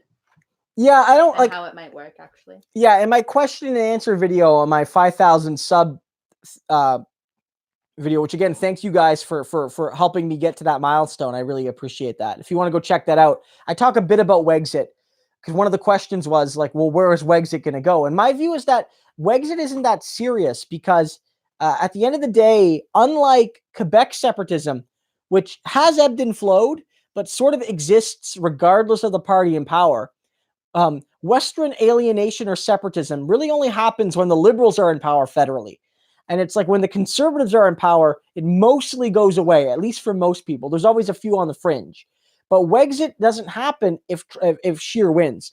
So this is very clearly sour grapes about an election result more than a long-term commitment to Quebec separatism, like you see in Quebec, which has existed for generations, regardless of the party in power. And so that's one factor. In terms of how it would work, I don't know if it would work. One of the arguments is like, okay, all four Western provinces would separate. But even if you believe that Albertans and Saskatchewans want to go, I don't think you could say the same thing for most Manitobans and most British Columbians. And so then you're with the issue that you're landlocked. And the UN does have basic provisions to help landlocked countries get access to ocean ports, but that's still at the negotiation of those countries. And so they would end up in a similar issue to what they have now with Canada. And it raises other issues, and a big factor that's not been talked about enough, but will have to be if people really want Wexit, is that in some cases, the majority of land in some of these Western provinces are treaty lands. And those treaties were not negotiated with the Republic of Alberta or the Duchy of Saskatchewan. They were negotiated with the Canadian government or the Crown or what have you. And at the end of the day, they were negotiated with the Crown, which is now well, some of in some of these Western provinces, the treaties are post-Confederation, some of them. So it's like they were negotiated with Canada in a sense. And because of that, those lands, maybe those lands would not be part of the deal, and the resources on those lands would not be part of the deal, or there would have to be renegotiations between this new country and the indigenous nations that live on lands that may be found in those countries. And so all of these are fundamental issues. I think the bigger factor here is that, like, the West is mad and the West wants more stuff. The richest province in the country, which is Alberta, feels that it's being taken advantage by some of the poorest provinces in the countries, like the Maritimes. And I don't know if I can Brianna's probably right that I should be more sympathetic to Alberta, but I also feel that Alberta's got real issues, guys. It's the richest province in the country with the highest consumer debt, right? There's a lot of issues in Alberta, and a lot of those issues have been driven by Albertans. And again, by regular Albertans even. That's the province, guys. This is not Ontario, where we kind of got screwed by first past the post and we're stuck with Doug Ford because 40% of us voted for him. A majority of voting people in that province pick the government they have right now. They made that choice. Regular working class Albertans went to the polls and voted these people in. Oh, look, we got a super chat. Jane Barato is happy with the answer. So thank you that you gave to his question. So thank you very much. Oh, Shane, thank you so much. And if I do think of something, maybe I'll take a quick look. We can be in touch. Yeah, I do have to do a little bit more modern reading on that. Maybe somebody in the comments has read something about why it happened, or even just a book about what happened in the US and be like, okay, doing some cross research. What do we do different in Canada? That could be like a little bit of a project. Say the US has lax regulations. What are Canada's regulations? Maybe that's where you could see some differences. Okay, Alibi asks, do you think electoral reform will pass? No, not in this election. Not in this parliament. Again, I've talked about this a few times on the stream and some other videos. The NDP's platform is almost universally popular, but one of the least popular things is electoral reform. It's only supported by 54% of Canadians, which is, of course, a majority, but it's basically 50-50. At the end of the day, the Liberals aren't going to want to do it, and the Conservatives don't want to do it. And so that's a strong alliance of the two biggest parties on that issue. It's not going anywhere. Of course, also in this election, Trudeau was saved by first past the post yet again. Trudeau won almost a majority with the lowest vote total a federal government has ever gotten in the history of our country. Trudeau has less support than any other prime minister ever. Let that sink in. No prime minister has had such little support in the history of this gosh darn country. And it's because, and look, he has such a big seat lead, and the Conservatives beat him. They got more votes than him, and he gets like 30 more seats. There's no way that guy and his party are going to say, yeah, this system doesn't work for us. So yeah, Trudeau is 100% locked in there. I don't see it changing this election. The way we're going to get electoral reform, honestly, it's going to have to be like an NDP or Green government getting elected at a provincial level and just doing it. Like just doing it. Regardless of the polls, regardless of that, just do it. Like for the country, do the right thing for the country. And once that first domino falls, you'll see it fall again. Okay, Ace says, what do you think of Peter McKay running for Con's leadership if Scheer resigns? Do you think he'll be worse for Trudeau? Yeah, so I've talked a little bit about it on the stream, so I don't want to rehash too much. I think he probably will run. He's been critical of Scheer. I do think he's worst for Trudeau. That we haven't talked about yet. He's going to be seen as a moderate.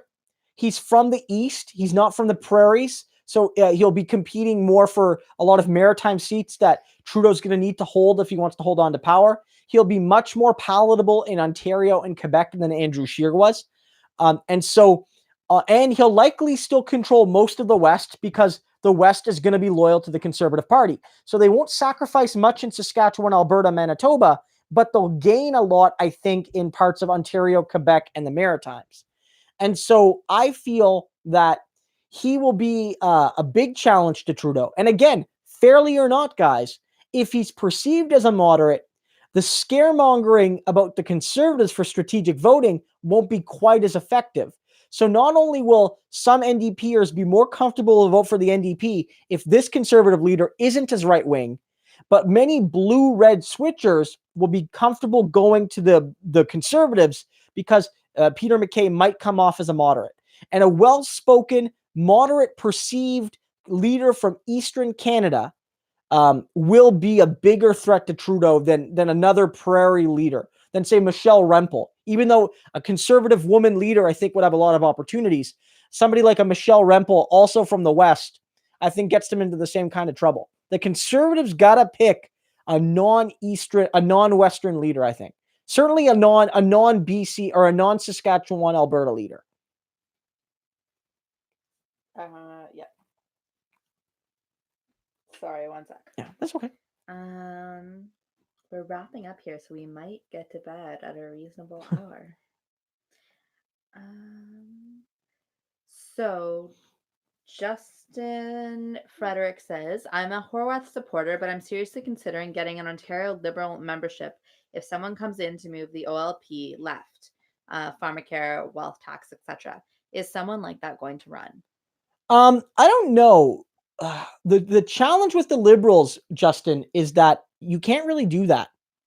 I know it's disappointing, but the way the Liberal Party works on the Ontario level, the federal Liberals work like the NDP, which is one member, one vote. You just got to be a member. I don't know. The Liberals call them like I don't know. They call like affiliates or something, whatever they call them. You just have to be part of the party, pay a nominal fee, and then you can vote. The way the Ontario Liberals work is you have to be delegated to go. Riding associations based on their size, I believe, I'm not sure of the exact formula, get so many delegates to the convention. And then they send those delegates to the convention, and those delegates get to vote for the leader. If you're not one of those delegates, you don't get to vote. And so the way you would be able to go is you would sign up as a member, and then you would try to become one of those delegates from your local riding association. And then you would go to convention, and then you would vote for leader. That's how it's done at the Ontario Liberals. So a rank and file person, whether they're a longtime Liberal or whether they're someone who's trying to join to influence the party that may play a role in the election, reasonable thing to do. A lot of people do that. You can't do that. You can't do that. The party is not accessible to the rank and file members of their party. That's not, the Liberals don't believe in Ontario and the rank and file of their party. They just don't. That's just a philosophical disagreement. The Ontario NDP and the Ontario Conservatives both allow every member to vote. The Ontario Liberals don't. And so in that case, it's very, very much harder to, say, join the party to influence it. Will there be a left-wing party person running? No, because the Ontario Liberals don't have any left-wingers. They don't exist. Now, will there be people who are more left-wing? Maybe somebody like Mitzi Hunter or Alvin Tejeo would be more left-wing than Del Duca or John Tory. But I think you're splitting hairs. It might be on specific policies. So like Tadeo, I don't know if I'm saying his name right. Alvin Tadeo is running on killing the Catholic school boards. That really matters to you. You might want to see him as leader. If it's like electability, then you might want John Tory. Because when you poll Ontario Liberal polling numbers generically, right now they poll first. In a hypothetical election with Horwath as Ontario NDP leader and Ford as PC leader. The Liberals win without a name. You put any name in front of that party, They go all the way down the third. Del Duca, who I think is the favorite to win, drops them back down below 20 and puts Horwath in first. The only name that I've seen in polling that actually gives them a chance at winning is John Tory, former Ontario PC leader John Tory. Philip Rottenham is actually asking that question. Yeah, he's the only one. Now, that's not to say that another leader couldn't come and win and improve the party results and take the Liberals back to government. I'm not saying that's not possible. But I'm saying the Liberals' route back from third at the Ontario level is going to be way harder. One, they don't have a messiah figure like Justin Trudeau. He doesn't exist. Two, the federal Liberal Party, never lost party status. They didn't lose historic core ridings like Kingston. Like federally, the Liberals didn't lose Kingston in 2011. But provincially here in 2018, they did. They lost Kingston, and by 10%. They lost it by 10%, thousands and thousands of votes. They lost one of their core historical ridings. The Liberals are in trouble here provincially. I don't know if their recovery is as guaranteed as some people are thinking. And they don't even allow their rank and file members to shape their party. So I would say that, maybe somebody like Mitzi Hunter would be like a left-leaning person, but only insofar as she's just not another old white guy. And I'm just being stereotypical. I'm going to be honest. Like, the reality is I don't see a left-wing voice in that. I guess the one thing is that you're really against Catholic schooling, and that's a whole nother debate. If you're really against that, then there is one guy running for the Quebec Liberals who's running against Catholic schooling. That's one thing that's kind of come out right now. Other than that, like, I'm not sure what the policy debate about the Ontario Liberals is going to be. Like, whether or not, like, they're like, we have to continue along the kind of pretend to be progressive path, or should we try to attack the center-right vote by becoming a fiscally conservative, socially progressive party and try to steal progressive conservative votes? Either one of those wings could win out, maybe. Okay, Alibi says, this may sound weird, but do you think Trudeau would have to leave because of how poor his vote was in the past election? And I think they're talking about leadership approval numbers. Yeah. I mean, if you look right now, and I noted this early in the stream, there was some polling done by Main Street, who polled Canadians on whether or not they feel a party leader needs to go. And they did it on two fronts, both generally, just asking every Canadian, do you feel this leader should stay or go? And they also divided those numbers by people who actually support the party in question. So, for instance, they asked Canadians and they said, do you think Trudeau should go? And a majority of them said no. But a significant minority said yes. But when you ask Liberals, he has more than 90% support right now. That indicates to me that he's likely safe. If in polling is indicating that 90% or more of your party supports you, you're pretty safe.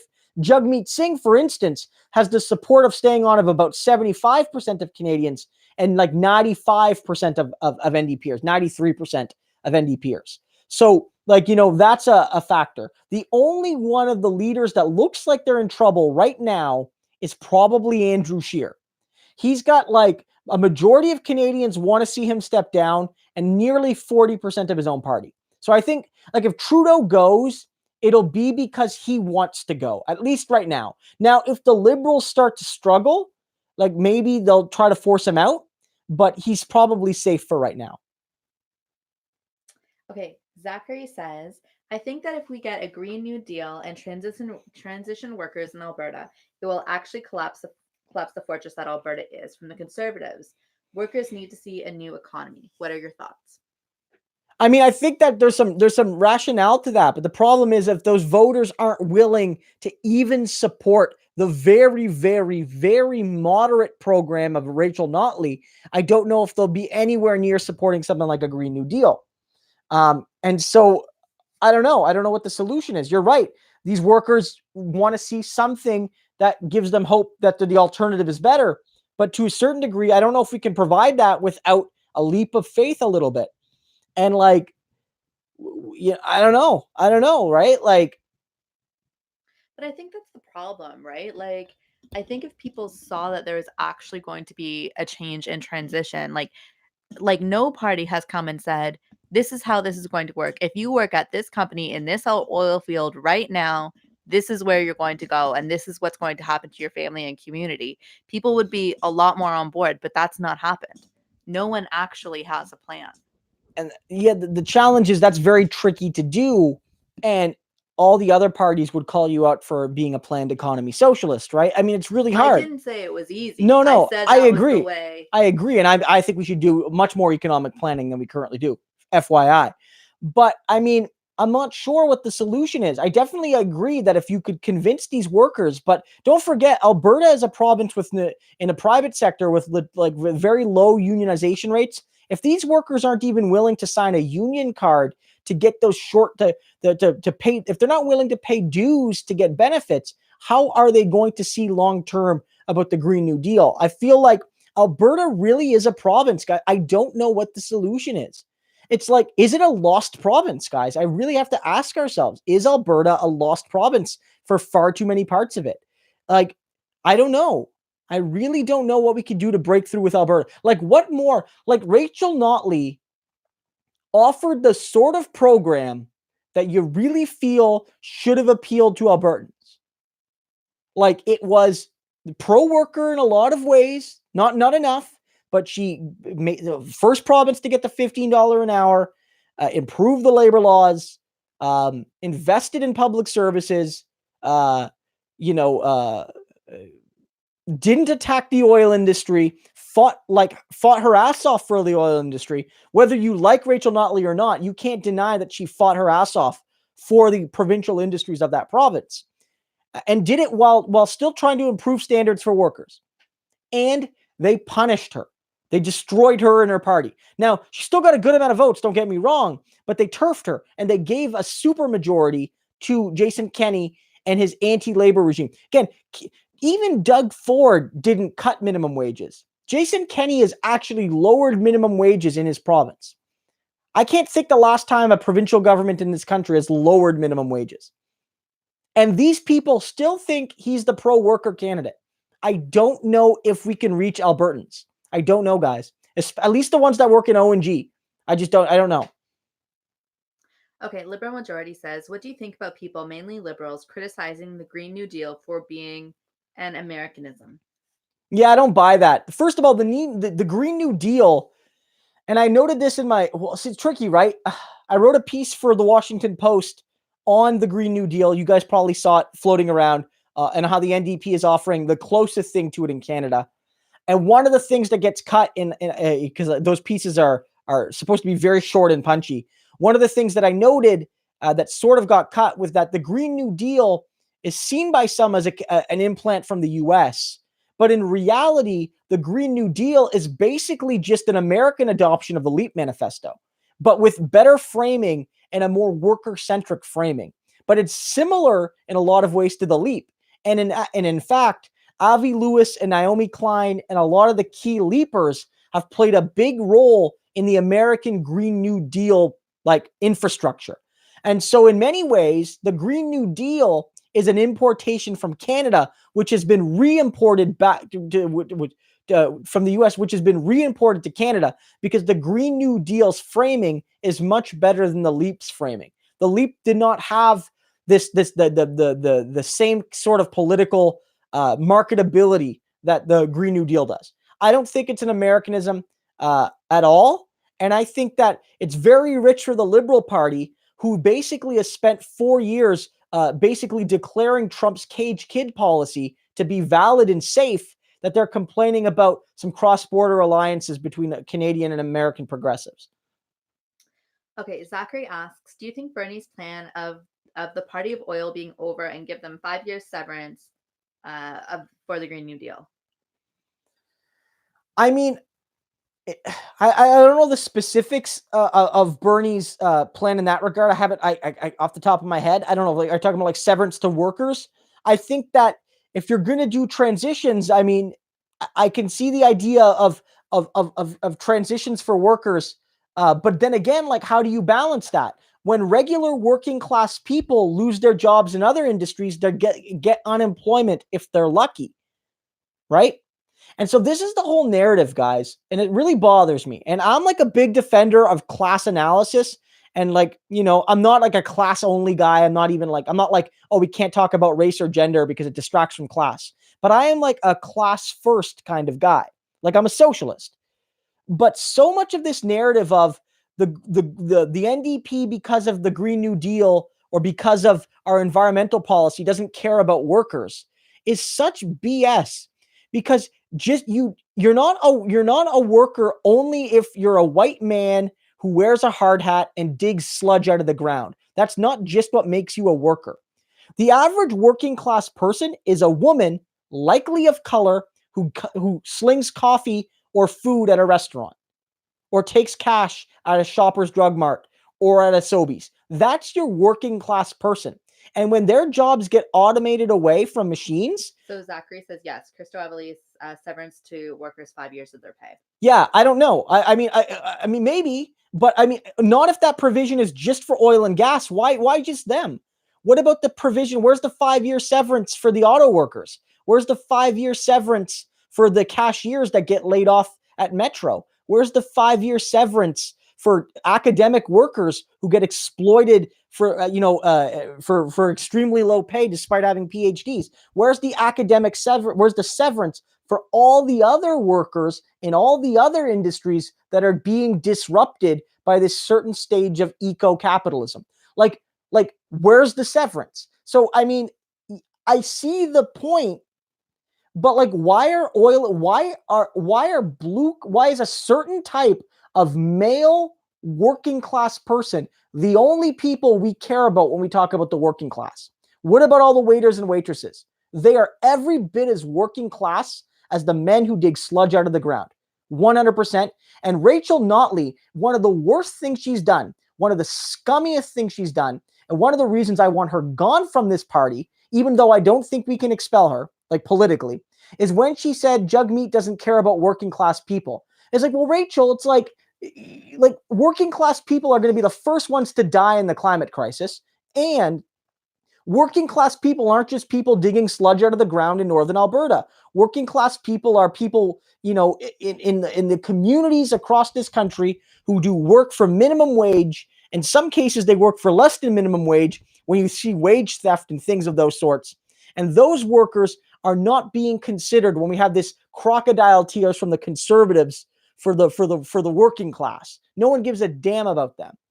Sorry, and no one gives a damn about the global working class who are dying right now. They are dying by the millions because of climate change. No one cares about the Bangladeshi. So isn't that a reason why we should care and just support a little bit more of these blue collar workers so we can actually make a difference and help all those other workers?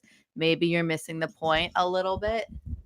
All I'm saying is I'm wary of programs that overly romanticize one form of the working class and a specific form of the working class that, guys, if we're being honest, knew the nature of their boom bust industry and made 140, 150 grand a year and could have had, in some ways, the ability to save some of that money. And I'm not trying to blame the workers, but what I am saying is that if you're a waitress or if you're a worker at the Metro, you might know that machine's coming for your job. But if you make minimum wage, you don't have the luxury of saving extra. Like, you just have to survive. If you make 180 grand a year, you can save some of that money. You can save some of that. Again, Alberta, guys, I'll keep underlining this. Richest province in the country per capita, highest consumer debt. That province needs Gail Vaz Oxlade collectively to figure their stuff out. So Zachary says, I think that that for the other workers, that I think what will work for other workers is having card check, working co-ops, and workers on boards, and then we'll have class solidarity. But here's the thing. Yeah, I think that's fair, but I think what Zachary is saying is that when we have social programs and when we have policies that put workers first, these other problems that you're describing will go away, which is the same issues that we will be able to tackle if we actually have voters in Alberta who will vote for us because we present them with an idea that's more than just, yes, just transition, ...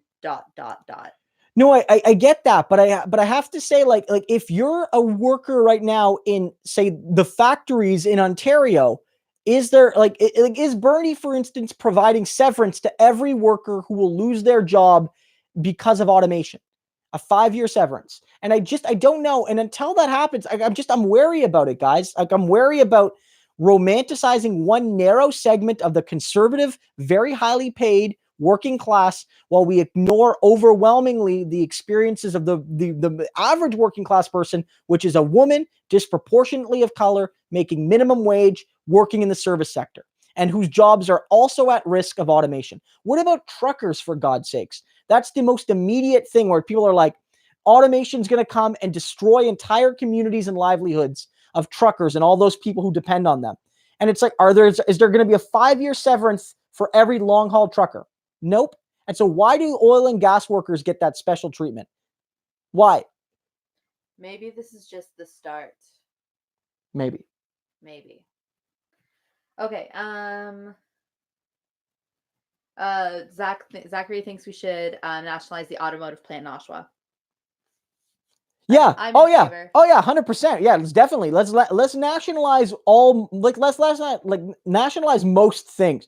Any industry that's essential to a country's survival strategically or what have you, any industry that is effectively publicly subsidized, and any industry that trends towards oligopoly or monopoly should either be fully nationalized or should at least have one public competitor. That was one of my biggest criticisms of the NDP platform, was like, lower cell phone prices. I'm like, yeah, but you do that by building a crown corporation to do the work. That was my view in that election. Yeah. Okay. Last question for tonight.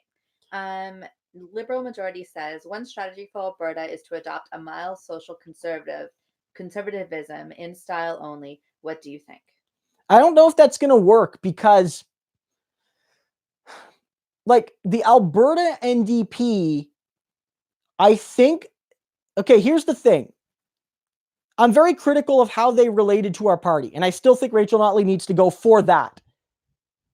But in terms of trying to build a coalition that can work in Alberta, she did a good job. What Rachel Notley tried to do was to say, look, there's a coalition of social conservatives and rich people that are going to vote for the UCP. And then I have like the union, like the public sector workers, a lot of them. I have the urban progressives. I have, certain young people. And so like, that's my group. And the fight's going to be over a lot of regular working people. And I hope I can win those working people over, because I've stood with the oil industry and because I've promoted basic labor reforms that have made it better for the average working person. And so that so Rachel Notley did her best to provide both. So if you're one of these predominantly female service sector workers who makes minimum wage, Rachel Notley had your back. She raised your wages quite a bit. Like, we got to be honest, like full credit to Rachel Notley. Like, some people got 30% wage increases in Alberta because of Rachel Notley, some of the poorest people.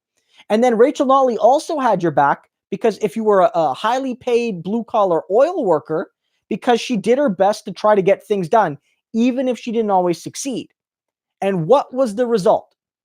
The result was that she got walloped, right? And she got walloped because people didn't really vote for her all that much. But do you know who was loyal to her? It was social progressives. And that Rachel Notley, like, that's her base now. And I don't think she could lose that. Like, look who was loyal. Like, it was LGBTQ people. It was like highly educated professional types from the cities. Like, that's her base. And so, like, I don't think she can lose those folks, right? Like, I don't know if she could take up a form of social conservatism.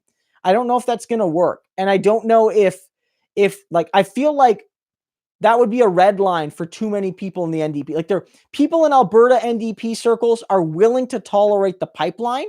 But if Rachel Notley, let's say she came out and said, look, we are going to be open to restrictions on a woman's right to choose. I know that's not mild social conservatism, but let's just say, would she win some UCP voters? Probably a few, but they're never going to believe that she'll stand with them as much as the conservatives. And will she alienate a crap ton of her core base? You betcha. And so I don't know. I don't know if there's a path. See, that's the thing with Alberta. Rachel Notley, my one criticism is that she should have run like she knew she was going to lose and like done some bolder things. On the other hand, though, I can't imagine anything she would have done to win that election. Like, in all fairness to her, whether I like how she treats the federal NDP or not, Rachel Notley, I don't think anybody in any other scenario could have won that election for the NDP, no matter what they ran on. I don't think it was possible. Like, could they have taken some votes from the UCP to make it closer? Yeah, but they couldn't have won it. Okay, say something positive before we go. I love all you guys. Oh man. Okay. Okay, so I think that's kind of all of it. We've kind of summed it up. What Chase says, like, should I stop donating monthly to the Alberta NDP? I'm not suggesting that. I think that party still does some good work.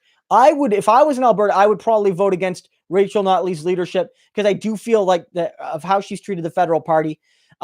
Yeah, there's been a lot of problems with how the Alberta NDP operated. For instance, they didn't implement childcare. They should have done something like that. The way they implemented collective bargaining, a lot of unions felt was a little underhanded. They felt they did it to catch them off guard. You're right. There was a big demand for austerity from public sector workers, fairly or not.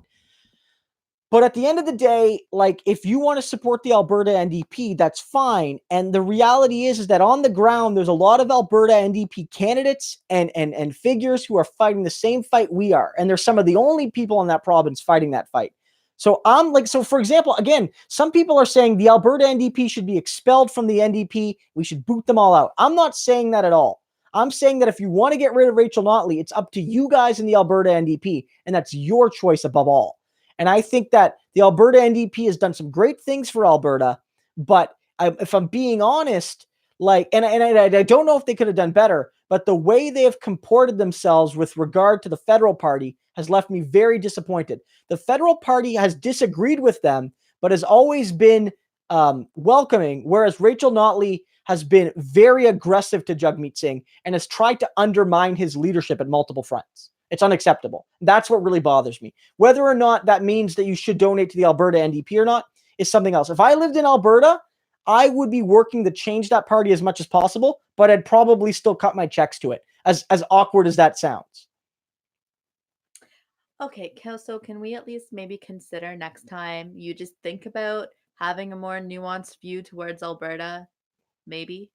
Drew says Alberta is not socially conservative, Christo. I understand that it's like this, the image of Alberta is not as socially conservative as we think, and that there are parts of, say, Southern Ontario that are very socially conservative. What I'm saying is that there's a certain alliance of social conservatives with oil and industry workers and stuff that have built that. That's not to say that every Albertan, or even like the vast majority of Albertans, are social conservatives, but it is to say that the Alberta conservative movement has built a very durable alliance on economic elites and social conservatives that has sort of stood the test of time, which is why since the 1930s, there's only been one non-right-wing government in Alberta, and it's been the Alberta NDP. And that was only for 4 years, and we're back to conservatives again. Okay. All right. So I think that's all for tonight. Thank you, everyone, for your great questions, and thanks for all your commentary on the chat. Are you going to say goodbye? Yeah. I mean, well, some liberal majority says, I'm okay with a Christian left approach for Alberta. I mean, I'm okay with a Christian left approach too, but a Christian left approach still shouldn't violate the fundamental human rights of women or LGBTQ people. A Christian left position, is great. I don't know if Canadians want even like a religious leftism anymore. Tommy Douglas was a Christian socialist. So was Wordsworth, Stanley Knowles, Andrew Bruin. Even myself, I consider myself to be influenced by Christian socialism. I guess my point is that, like, I don't know what the solution with Alberta is, guys. I just don't know. He means in style, not in policy. In style, well, yeah. In style, yeah. But like, yeah, and I think that's fair, but is Rachel Notley the one to provide that? And is Rachel Notley's new base going to want that? Rachel Notley's base it represents a part of Alberta that's very different from the sort of people they also need to win over. And so that's Rachel Notley's in a tricky position because her base is LGBTQ people. Her base is, certain segments of the population that are really different from some of the others she needs to win in those rural areas, or even just winning back some of those Calgary seats that they lost. I just don't know. I don't know where her path comes next. I really do feel for Rachel Notley in the sense that, like, I don't like her very much. I got to be honest, but I don't know where what I would do if I was in her shoes. If I'm being honest too, it's a tough position. Aze wants you to watch some anime and become a weeb.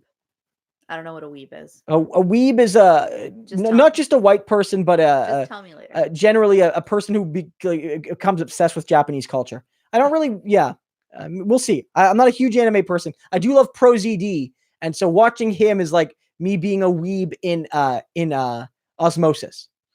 All right, everyone. Well, thank you so much for your questions and comments. Amy, Aze, Comrade, Aze, of course, Zachary.